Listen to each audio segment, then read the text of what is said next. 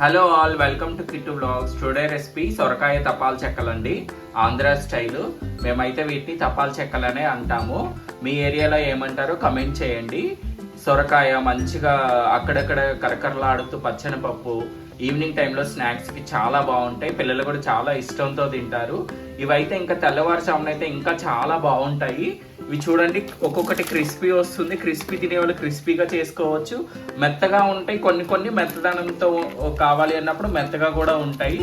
So మీరు కూడా try చేయండి, కమెంట్ చేయండి, షేర్ చేయండి. ఇప్పుడు ఎలా చేసుకోవాలో ప్రొసీజర్ చూసేద్దాం.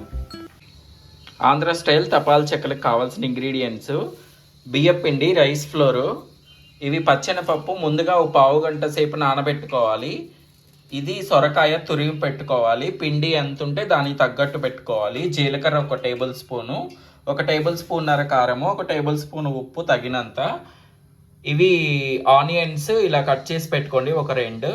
కొంచెం కరివేపాకు, పసుపు, ఒక 2 పచ్చిమిర్చి. ఇప్పుడు తయారు చేసుకునే విధానం చూసేద్దాం. ఫస్ట్ తురిమి పెట్టుకున్న ఈ సొరకాయ మొత్తం వేసేసుకుందాం. దీంట్లో చాలా వాటర్ ఉంటాయి, దీనికి తగ్గట్టు కలుపుకోవాలి. మళ్ళీ వాటర్ చూసి వేసుకోండి, దీంట్లోనే చాలా ఉంటాయి.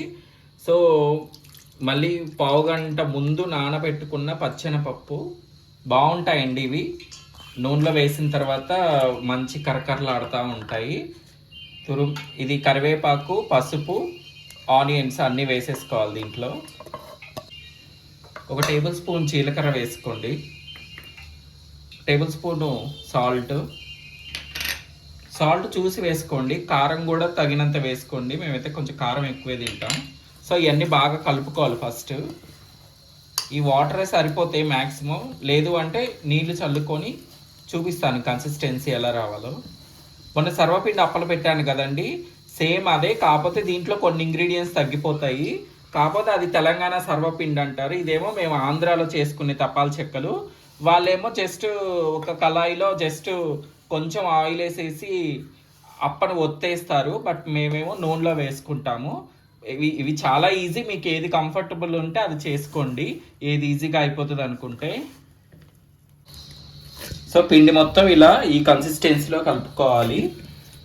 సో బియ్యం పిండి మనం పట్టించుకుంది అయితే బాగుంటాయండి, టేస్ట్ కూడా. అవి బయటవి తెచ్చుకునే అంత టేస్ట్ రావు. సో మనం పట్టించుకుంటే బెస్ట్ ఇంట్లో.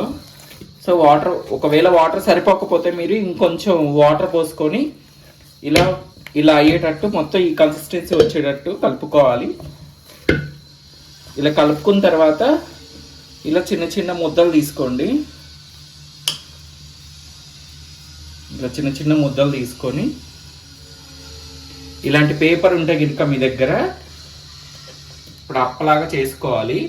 ఒకవేళ అప్పలాగా రాకపోతే కనుక కొంచెం ఆయిల్తో పెట్టుకోండి. ఇలా కొంచెం ఆయిల్ ఉంటే బెస్ట్, అప్ప ఈజీగా వస్తుంది. ఇలా ఒత్తుకోవాలండి.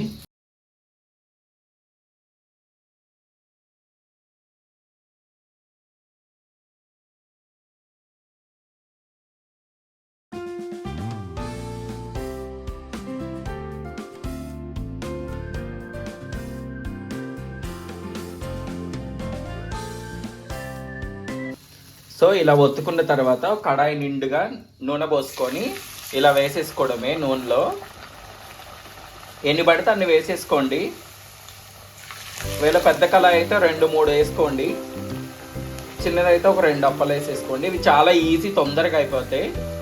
సర్వపిండి కొంచెం లేట్ అయితే అవి కొంచెం మగ్గాలి, అవి కొంచెం టైం పడుతుంది. ఇవైతే నూనెలో వేసేసుకుంటే తొందరగా అయిపోతాయి. ఒక సైడ్ గోల్డ్ కలర్ వచ్చేసింది, ఇంకొక సైడ్ తిప్పుకుందాము. తిప్పుకొని ఇలాగే 2 సైడ్ల ఇలాగే కాల్చుకోవాలి.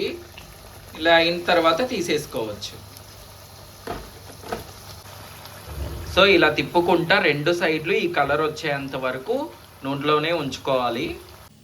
సో ఈ కలర్ వచ్చేసింది, కలర్ వచ్చాక తీసేసుకోండి. ఇవి ఇంకా వేడి మీద అయినా తినొచ్చు, లేదంటే ఆరిపోయినాక తెల్లవారుజామునైనా తినొచ్చు, చాలా బాగుంటాయి. ఇంకా టీ కాంబినేషన్ అయితే ఇంకా అద్దరిపోతాయి. సో అలాగే మిగతావన్నీ కూడా ఇలా చేసేసుకున్నాక ఒక్కొక్కటి కళాయిలో వేసేసుకుందాం.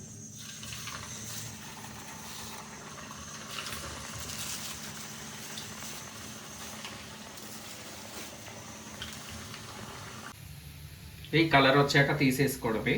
ఇప్పుడైతే 4 బట్టిని కళాయిలో, ఇందాక 2 బట్టినాయి కదా పెద్ద పెద్దవి, ఇలా చిన్న చిన్నవి చేసుకోండి. కళాయి బాగుంటాయి.